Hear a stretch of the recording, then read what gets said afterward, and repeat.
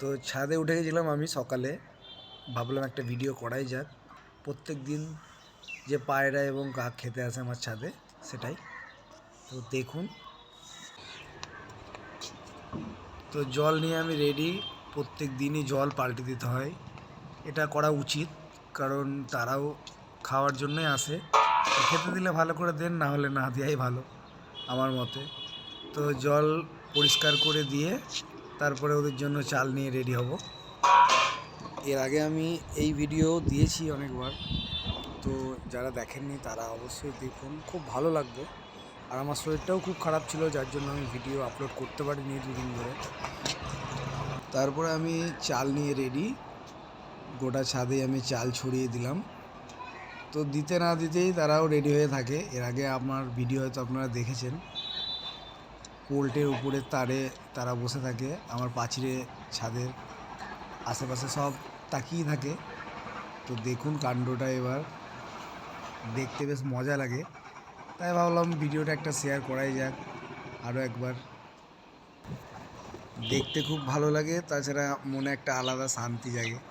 আপনারাও যদি প্রত্যেক দিন এরকম অভ্যাস করেন, আপনাদের ছাদেও আসবে এক ঝাঁক পাখির দল। তো দেখুন শেষ পর্যন্ত, আর ভালো লাগলে ভিডিওটি অবশ্যই লাইক করবেন এবং শেয়ার করবেন। আমার সকালের ছাদ বাগানের পরিবেশ তো খুবই ভালো লাগে, এবং সেই ছাদ বাগানের মধ্যে যদি এরকম পাখির ঝাঁক আসে, তাহলে ভাবুন তো কত সুন্দর পরিবেশটা আরও তৈরি হয়। তো যার জন্যে আমার ভালো লাগে প্রত্যেক দিন, তাই আমি এটা অভ্যাস করে আজকে এই পর্যায়ে নিয়ে এসেছি। তো অবশ্যই আপনারা দেখুন, আর যারা এখনও পর্যন্ত আমার চ্যানেলটি সাবস্ক্রাইব করেননি বন্ধুরা, তারা প্লিজ চ্যানেলটি সাবস্ক্রাইব করে পাশে থাকবেন, এরকমই দারুণ দারুণ ভিডিও আরও পেতে।